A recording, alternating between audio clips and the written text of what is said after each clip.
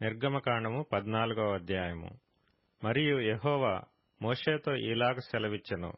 ఇశ్రాయేలీయులు తిరిగి పీహహీరోతు ఎదుటను, అనగా మిగ్దోలుకు సముద్రమునకు మధ్యనున్న బయల్సెఫోను ఎదుటను దిగవలెనని వారితో చెప్పుము. దాని ఎదుటి సముద్రమునొద్ద వారు దిగవలెను. ఫరో ఇశ్రాయేలీయులను గూర్చి, వారు ఈ దేశములో చిక్కుబడి ఉన్నారు, అరణ్యము వారిని మూసివేసినని అనుకొనును. అయితే నేను ఫరో హృదయమును కఠినపరచెదను. అతడు వారిని తరుమగా నేను ఫరో వలనను అతని సమస్త సేన వలనను మహిమ తెచ్చుకొందును. నేను యెహోవానని ఐగుప్తీయులందరూ తెలుసుకొందురనెను. వారు అలాగు దిగిరి.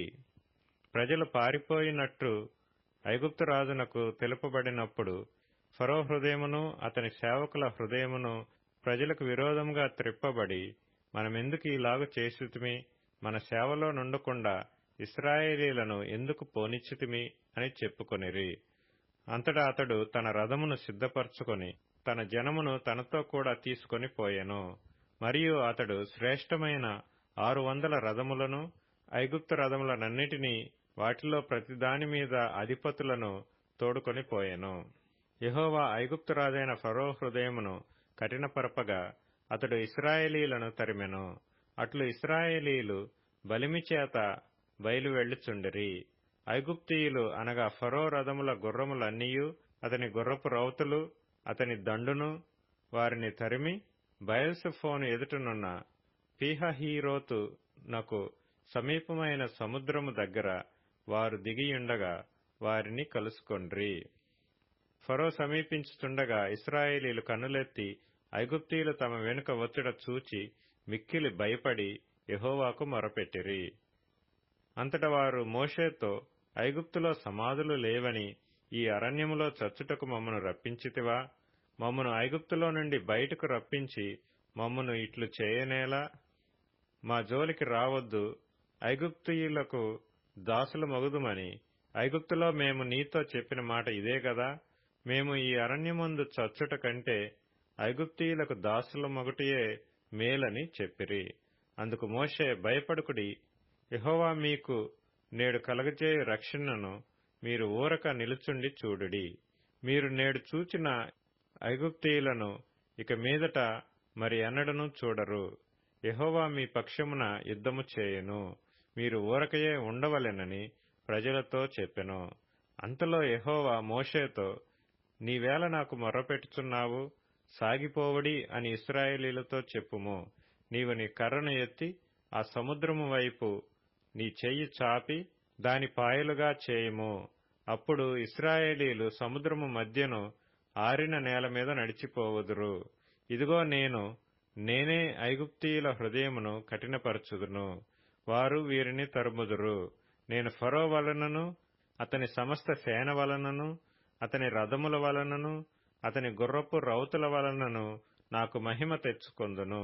నేను ఫరో వలనను అతని రథముల వలనను అతని గుర్రపు రౌతుల వలనను మహిమ తెచ్చుకొనున్నప్పుడు నేను యెహోవానని ఐగుప్తీయులు తెలుసుకొందురనెను.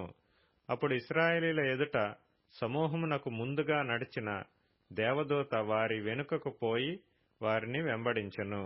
ఆ మేఘస్తంభము వారి ఎదుట నుండి పోయి వారి వెనుక నిలిచెను. అది ఐగుప్తీయుల సేనకు ఇశ్రాయేలీయుల సేనకు నడుమ ప్రవేశించెను. అది మేఘము కనుక వారికి చీకటి కలిగెను, కాని రాత్రి అది వీరికి వెలుగిచ్చెను. కనుక ఆ రాత్రి అంతయు ఐగుప్తీయుల సేన ఇశ్రాయేలీయులను సమీపింపలేదు. మోషే సముద్రము వైపు తన చెయ్యి చాపగా యెహోవా ఆ రాత్రి అంతయు బలమైన తూర్పు గాలి చేత సముద్రమును తొలగించి దానిని ఆరిన నేలగా చేసెను. నీళ్లు విభజింపబడగా ఇశ్రాయేలీయులు సముద్రము మధ్యను ఆరిన నేల మీద నడిచిపోయిరి. ఆ నీళ్లు వారి కుడి ఎడమ ప్రక్కలను వారికి గోడవలే నుండెను. ఐగుప్తీయులను, ఫరో గుర్రములను, రథములను, రౌతులను వారిని తరిమి సముద్ర మధ్యమున చేరిరి. అయితే వేకువజామున యెహోవా ఆ అగ్ని మేఘమయమైన స్తంభము నుండి ఐగుప్తీయుల దండు వైపు చూచి ఐగుప్తీయుల దండును కలవరపరిచి వారి రథచక్రములు ఊడిపడినట్లు చేయగా వారు బహు కష్టపడి తోలుచుండిరి. అప్పుడు ఐగుప్తీయులు, ఇశ్రాయేలీల ఎదుట నుండి పారిపోదము రండి, యెహోవా వారి పక్షమున మనతో యుద్ధము చేయుచున్నాడని చెప్పుకొనిరి. అంతలో యెహోవా మోషేతో, ఐగుప్తీయుల మీదికిని వారి రథముల మీదికిని వారి రౌతుల మీదికిని నీళ్లు తిరిగి వచ్చునట్లు సముద్రము మీద నీ చెయ్యి చాపమనెను. మోషే సముద్రము మీద తన చెయ్యి చాపగా ప్రొద్దు పొడిచినప్పుడు సముద్రము అధిక బలముతో తిరిగి పొర్లెను. గనుక ఐగుప్తీయులు అది చూచి వెనుకకు పారిపోయిరి. అప్పుడు యెహోవా సముద్రము మధ్యను ఐగుప్తీయులను నాశనము చేసెను. నీళ్లు తిరిగి వచ్చి ఆ రథములను రౌతులను వారి వెనుక సముద్రములోనికి వచ్చిన ఫరో యొక్క సర్వసేనను కప్పివేసెను. వారిలో ఒక్కడైనను మిగిలియుండలేదు. అయితే ఇశ్రాయేలీలు ఆరిన నేలను సముద్రము మధ్యనున్నప్పుడు ఆ నీళ్లు వారి కుడి ఎడమ ప్రక్కలను గోడవలే నుండెను. ఆ దినమున యెహోవా ఐగుప్తీయుల చేతిలో నుండి ఇశ్రాయేలీలను రక్షించెను. ఇశ్రాయేలీలు చచ్చిన ఐగుప్తీయులను సముద్ర తీరమున చూచిరి. యెహోవా ఐగుప్తీయులకు చేసిన గొప్ప కార్యమును ఇశ్రాయేలీలు చూచిరి గనుక ఆ ప్రజలు యెహోవాకు భయపడి యెహోవాయందును ఆయన సేవకుడైన మోషేయందును నమ్మకముంచిరి. నిర్గమకాండము 15వ అధ్యాయము. అప్పుడు మోషేయు ఇశ్రాయేలీయులను యెహోవాను గూర్చి ఈ కీర్తన పాడిరి. యెహోవాను గూర్చి గానము చేసెదను, ఆయన మిగుల అతిశయించి జయించెను.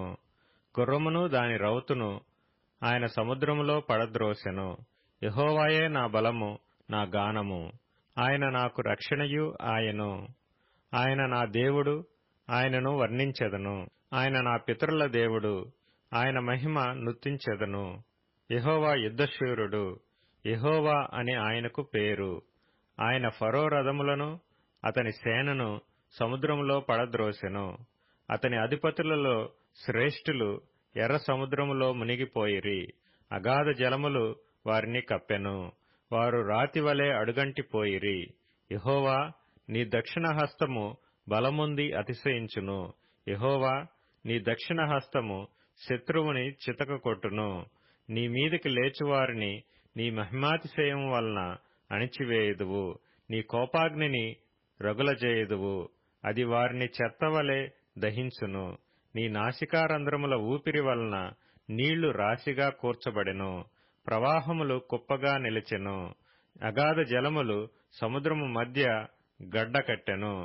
తరిమెదను, కలిసికొనియదను, దోపుడు సొమ్ము పంచుకొనియదను, వాటి వలన నా ఆశ తీర్చుకొనియదను, నా కత్తి దూసెదను, నా చెయ్యి వారిని నాశనము చేయునని శత్రువు అనుకొనెను.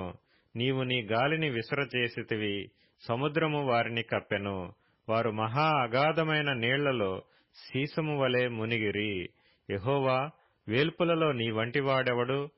పరిశుద్ధతను బట్టి నీవు మహనీయుడవు. స్తుతి కీర్తనలను బట్టి పూజ్యుడవు. అద్భుతములు చేయువాడవు. నీ వంటి వాడెవడు?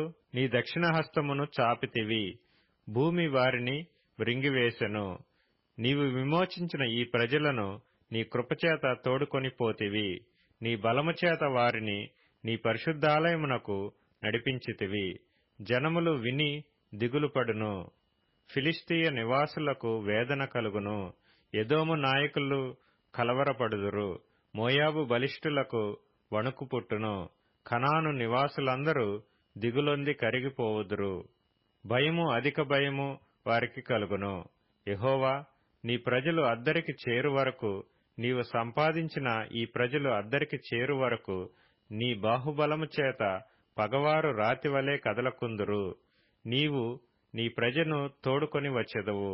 యెహోవా, నీ స్వాస్థ్యమైన కొండమీద నా ప్రభువా, నీవు నివసించుటకు నిర్మించుకొనిన చోటను నీ చేతులు స్థాపించిన పరిశుద్ధాలయమందు వారిని నిలువ పెట్టెదవు.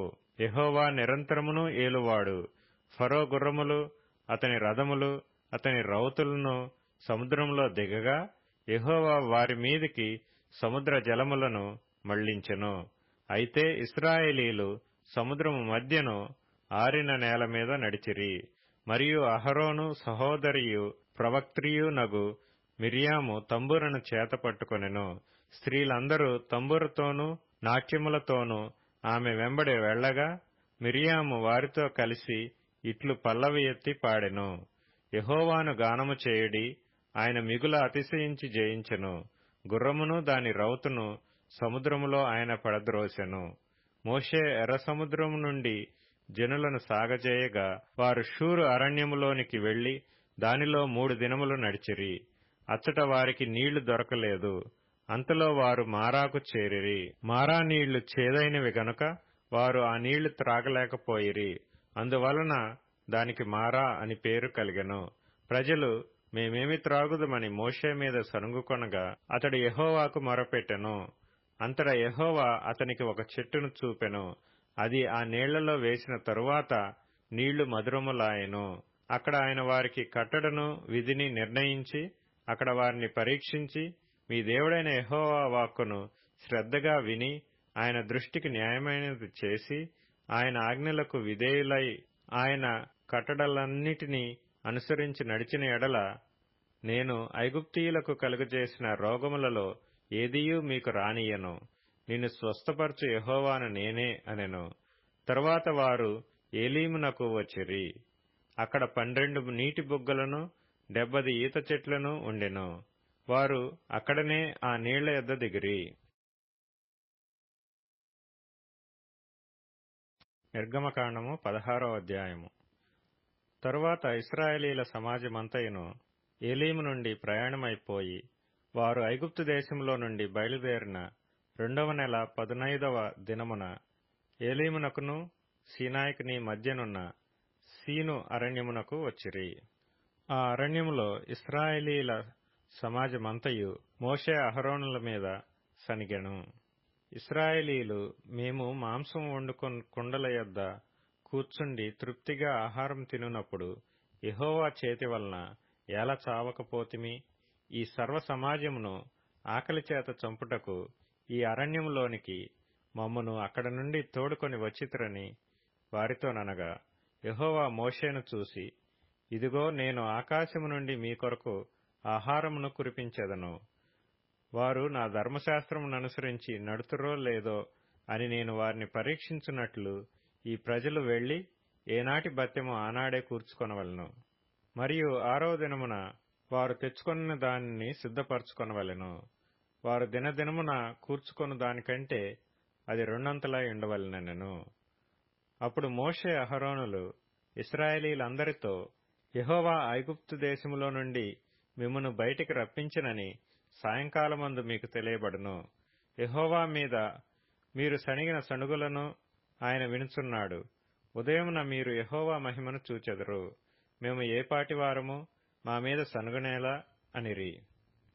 మరియు మోషే, మీరు తినుటకై సాయంకాలమున మాంసమును ఉదయమున చాలినంత ఆహారమును యెహోవా మీకియ్యగాను మీరు ఆయన మీద సణుగు మీ సణుగులను యెహోవాయే వినుచుండగాను మేము ఏపాటి వారము, మీ సనుగుట యెహోవా మీదనే గాని మా మీద కాదనెను. అంతటా మోషే అహరోనుతో, యెహోవా సన్నిధికి సమీపించుడి, ఆయన మీ సనుగులను వినెనని నీవు ఇశ్రాయేలీల సర్వ సమాజంతో చెప్పుమనెను. అట్లు అహరోను ఇశ్రాయేలీల సర్వ సమాజంతో మాట్లాడుచుండగా వారు అరణ్యము వైపు చూచిరి. అప్పుడు యెహోవా మహిమ ఆ మేఘములో వారికి కనపడెను. అప్పుడు యెహోవా మోషేతో ఇట్లనెను, నేను ఇశ్రాయేలీల సణుగులను వింటిని. నీవు సాయంకాలమున మీరు మాంసము తిందురు, ఉదయమున ఆహారం చేత తృప్తి పొందుదురు. అప్పుడు మీ దేవుడనైన యెహోవాను నేనే అని మీరు తెలుసుకొందురని వారితో చెప్పుమనెను. కాగా సాయంకాలమున పూరేడులు వచ్చి వారి పాళెమును కప్పెను. ఉదయమున మంచు వారి పాళెము చుట్టూ పడియుండెను. పడిన ఆ మంచు ఎగిరిపోయి తరువాత నూగు మంచు వలె సన్నని కణములు అరణ్యపు భూమి మీద కనబడెను. ఇశ్రాయేలీయులు దాని చూచినప్పుడు అది ఏమైనది తెలియక, ఇదేమి అని ఒకరితో ఒకరు చెప్పుకొనిరి. మోషే, ఇది తినుటకు యెహోవా మీకిచ్చిన ఆహారము. యెహోవా ఆజ్ఞాపించినదేమనగా, ప్రతివాడును తన వారి భోజనమునకు ప్రతివాడు తన కుటుంబములోని తలకు ఒక్కొక్క ఓమెరు చొప్పున దాన్ని కూర్చుకొనవలెను. ఒక్కొక్కడు తన గుడారములోనున్న వారి కొరకు కూర్చుకొనవలెను. ఇశ్రాయేలీయులు అట్లు చేయగా కొందరు హెచ్చుగాను కొందరు తక్కువగాను కూర్చుకొనిరి. వారు ఓమెరుతో కొలిచినప్పుడు హెచ్చుగా కూర్చుకొనిన వారికి ఎక్కువగా మిగలలేదు, తక్కువగా కూర్చుకొనిన వారికి తక్కువ కాలేదు. వారు తమ తమ ఇంటి వారి భోజనమునకు సరిగా కూర్చుకొని ఉండిరి.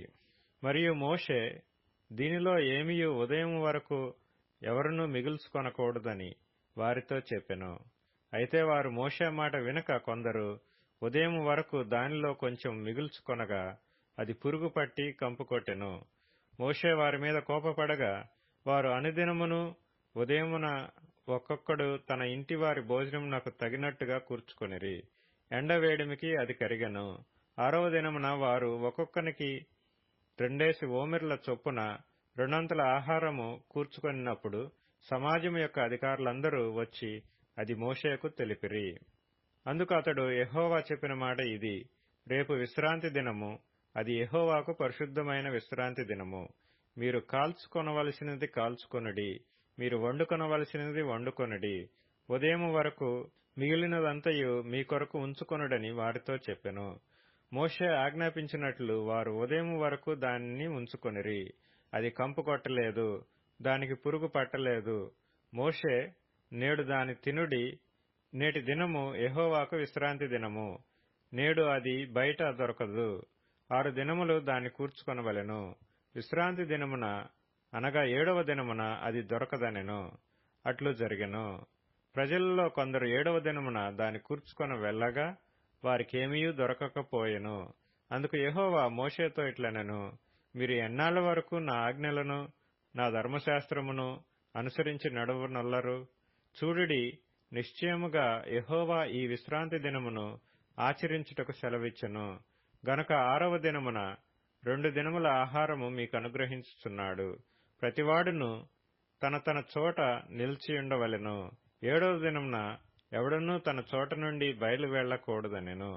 కాబట్టి 7వ దినమున ప్రజలు విశ్రమించిరి. ఇశ్రాయేలీయులు దానికి మన్నా అని పేరు పెట్టిరి. అది తెల్లని కొత్తిమీర గింజవలె నుండెను. దాని రుచి తేనెతో కలిపిన అపూపము వలె నుండెను. మరియు మోషే ఇట్లనెను, యెహోవా ఆజ్ఞాపించినదేమనగా, నేను ఐగుప్తు దేశము నుండి మిమ్మును బయటికి రప్పించినప్పుడు అరణ్యంలో తినుటకు నేను మీకిచ్చిన ఆహారమును మీ వంశస్థులు చూచున్నట్లు వారు తమ యొద్ద ఉంచుకొనుటకు దానితో 1 ఓమెరు పట్టు పాత్రను నింపుడనెను. కాబట్టి మోషే అహరోనుతో, నీవు 1 గిన్నెను తీసుకొని దానిలో 1 ఓమెరు మన్నాను పోసి మీ వంశస్థులు తమ యొద్ద ఉంచుకొనుటకు యెహోవా సన్నిధిలో దాన్ని ఉంచుమనెను. యెహోవా మోషేకు ఆజ్ఞాపించినట్లు ఉంచబడుటకు సాక్ష్యపు మందసము ఎదుట అహరోను దాని పెట్టెను. ఇశ్రాయేలీయులు నివసింపవలసిన దేశమునకు తాము వచ్చు 40 ఏండ్లు మన్నానే తినుచుండిరి.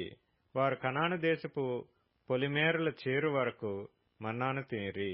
ఓమెరు అనగా ఏపాలో 10వ భాగము. కీర్తనల గ్రంథం 18వ కీర్తన. యెహోవా నా బలమా, నేను నిన్ను ప్రేమించుచున్నాను. యెహోవా నా శైలము, నా కోట, నన్ను రక్షించువాడు, నా కేడెము, నా రక్షణ శృంగము, నా ఉన్నత దుర్గము, నా దేవుడు, నేను ఆశ్రయించియున్న నా దుర్గము.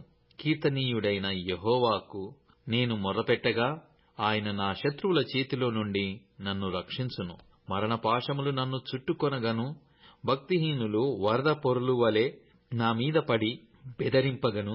పాతాళపు పాశములు నన్ను అరికట్టగను, మరణపు ఉరులు నన్ను ఆవరింపగను. నా శ్రమలో నేను యెహోవాకు మొర్రపెట్టి తిని, నా దేవునికి ప్రార్థన చేసి తిని. ఆయన తన ఆలయములో ఆలకించి నా ప్రార్థనను అంగీకరించెను. నా మొర్ర ఆయన సన్నిధిని చేరి ఆయన చెవుల జొచ్చెను. అప్పుడు భూమి కంపించి అదిరెను, పర్వతముల పునాదులు వణికెను. ఆయన కోపింపగా అవి కంపించెను. ఆయన నాసికారంధ్రముల నుండి పొగ పుట్టెను. ఆయన నోట నుండి అగ్ని వచ్చి దహించెను. నిప్పు కణములు రాజబెట్టెను. మేఘములను వంచి ఆయన వచ్చెను. ఆయన పాదముల క్రింద గాఢాంధకారము కమ్మియుండెను. కెరూబు మీద ఎక్కి ఆయన ఎగిరి వచ్చెను. గాలి రెక్కల మీద ప్రత్యక్షమాయెను. గుడారము వలె అంధకారము తన చుట్టూ వ్యాపింపజేసెను. జలాంధకారమును ఆకాశమేఘములను తనకు మాటుగా చేసుకొనెను. ఆయన సన్నిధి కాంతిలో నుండి మేఘములను వడగండ్లును మండుచున్న నిప్పులను దాటిపోయెను. యెహోవా ఆకాశమందు గర్జన చేసెను. సర్వోన్నతుడు తన ఉరుము ధ్వని పుట్టించెను. వడగండ్లను మండుచున్న నిప్పులను రాలెను. ఆయన తన బాణములు ప్రయోగించి శత్రువులను చెదరగొట్టెను. మెరుపులు మెండుగా మెరిపించి వారిని ఓడగొట్టెను. యెహోవా, నీ నాసికారంధ్రముల ఊపిరిని నీవు వడిగా విడువగా, నీ గద్దింపునకు ప్రవాహముల అడుగు భాగములు కనబడెను. భూమి పునాదులు బయలుపడెను. ఉన్నత స్థలము నుండి చెయ్యి చాపి ఆయన నన్ను పట్టుకొనెను. నన్ను పట్టుకొని మహాజలరాశులలో నుండి తీసెను. బలవంతులగు పగవారు నన్ను ద్వేషించువారు నాకంటే బలిష్ఠులయ్యుండగా వారి వశము నుండి ఆయన నన్ను రక్షించెను. ఆపత్కాలమందు వారు నా మీదికి రాగా యెహోవా నన్ను ఆదుకొనెను.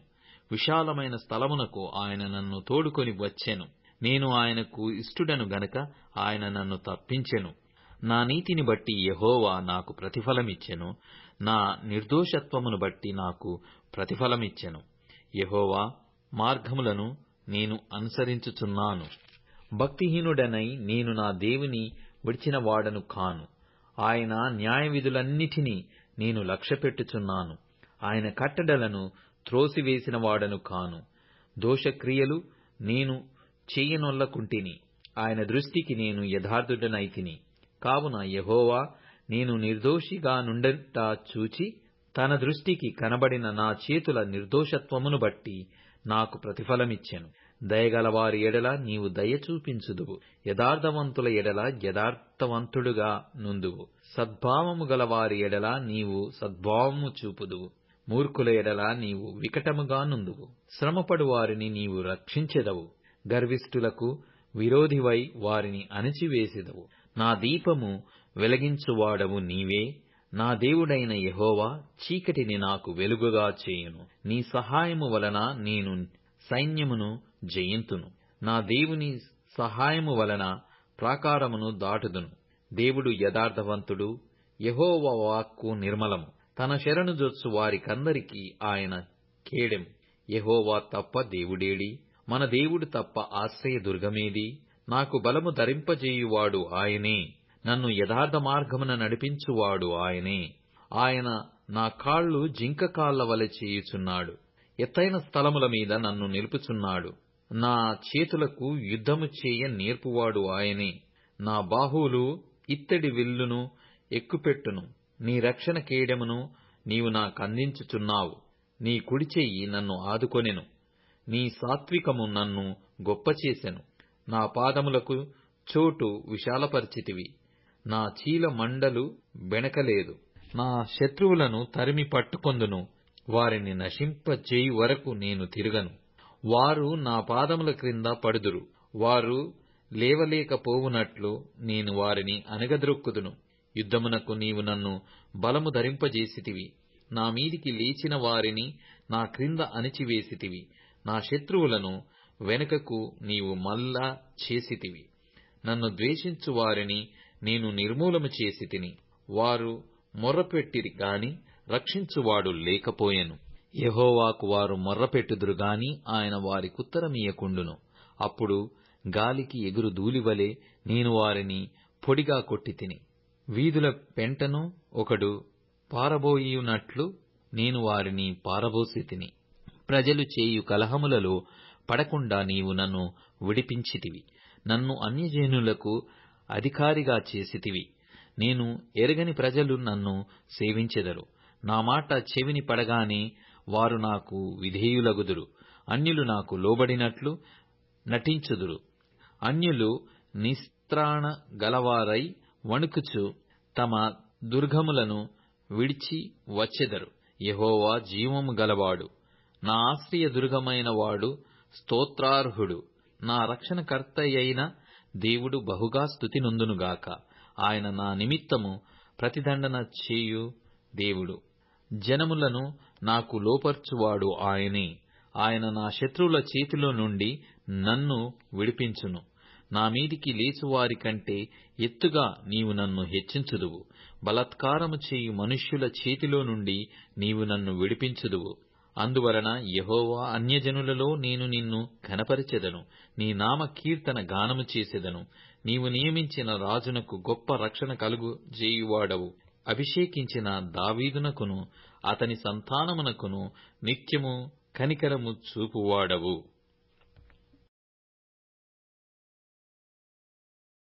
మత్తయి సువార్త 22వ అధ్యాయము. యేసు వారికుత్తరమిచ్చుచు తిరిగి ఉపమాన రీతిగా ఇట్లనెను. పరలోక రాజ్యము తన కుమారునికి పెండ్లి విందు చేసిన యొక్క రాజును పోలియున్నది. ఆ పెండ్లి విందుకు పిలువబడిన వారిని రప్పించుటకు అతడు తన దాసులను పంపినప్పుడు వారు రానుల్లకపోయిరి. కాగా అతడు, ఇదిగో నా విందు సిద్ధపరచియున్నాను, ఎద్దులను క్రొవ్విన పశువులను వధింపబడినవి, అంతయు సిద్ధముగా ఉన్నది. పెండ్లి విందుకు రండని పిలువబడిన వారితో చెప్పుడని వేరే దాసులను పంపెను గాని వారు లక్ష్యము చేయక, ఒకడు తన పొలమునకును మరి ఒకడు తన వర్తకమునకును వెళ్ళిరి. తక్కిన వారు అతని దాసులను పట్టుకొని అవమానపరిచి చంపిరి. కాబట్టి రాజు కోపపడి తన దండ్లను పంపి ఆ నరహంతకులను సంహరించి వారి పట్టణము తగలబెట్టించెను. అప్పుడతడు, పెండ్లి విందు సిద్ధముగా ఉన్నది గాని పిలువబడిన వారు పాత్రులు కారు గనక రాజమార్గములకు పోయి మీకు కనబడు వారినందరినీ పెండ్లి విందుకు పిలువుడని తన దాసులతో చెప్పెను. ఆ దాసులు రాజమార్గములకు పోయి చెడ్డవారినేమి మంచివారినేమి తమ కనబడిన వారినందరినీ పోగు చేసిరి. గనక విందుకు వచ్చిన వారితో ఆ పెండ్లిశాల నిండెను. రాజు కూర్చున్న వారిని చూడ లోపలికి వచ్చి అక్కడ పెండ్లి వస్త్రములు ధరించుకొనని ఒకని చూచి, స్నేహితుడా, పెండ్లి వస్త్రము లేక ఇక్కడికి ఎలాగు వచ్చితివని అడుగగా వాడు మౌని అయ్యుండెను. అంతట రాజు, వీని కాళ్ళు చేతులు కట్టి వెలుపటి చీకటిలోనికి త్రోసివేయుడి, అక్కడ ఏడుపును పండ్లు కొరుకుటయు ఉండునని పరిచారకులతో చెప్పెను. కాగా పిలువబడిన వారు అనేకులు, ఏర్పరచబడిన వారు కొందరే అని చెప్పెను. అప్పుడు పరిసయ్యులు వెళ్లి మాటలలో ఆయనను చిక్కపరచవలెనని ఆలోచన చేయుచు, బోధకుడా, నీవు సత్యవంతుడవైయుండి దేవుని మార్గము సత్యముగా బోధించుచున్నావనియు, నీవు ఎవరిని లక్ష్యపెట్టవనియు, మొమాటము లేనివాడవనియు ఎరుగుదుము. నీకేమి తోచుచున్నది? కైసరుకు పన్నిచ్చుట న్యాయమా కాదా? మాతో చెప్పుమని అడుగుటకు హెరోదీయులతో కూడా తమ శిష్యులను ఆయన యొద్దకు పంపిరి. యేసు వారి చెడుతనమెరిగి, వేషధారులారా, నన్నెందుకు శోధించుచున్నారు? పన్ను రూక ఒకటి నాకు చూపుడని వారితో చెప్పగా, వారాయన యొద్దకు 1 దీనారము తెచ్చిరి. అప్పుడాయన, ఈ రూపమును పైవ్రాతయు ఎవరివని వారినడగగా, వారు కైసరువనిరి.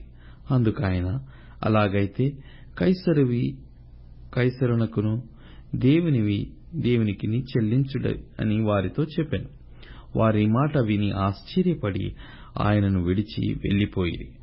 పునరుత్థానము లేదని చెప్పడి సద్దూకయులు ఆ దినమున ఆయన యొద్దకు వచ్చి, బోధకుడా, ఒకడు పిల్లలు లేక చనిపోయిన ఎడల అతని సహోదరుడు అతని భార్యను పెళ్లి చేసుకుని తన సహోదరునికి సంతానము కలుగజేయవలెనని మోషే చెప్పాను.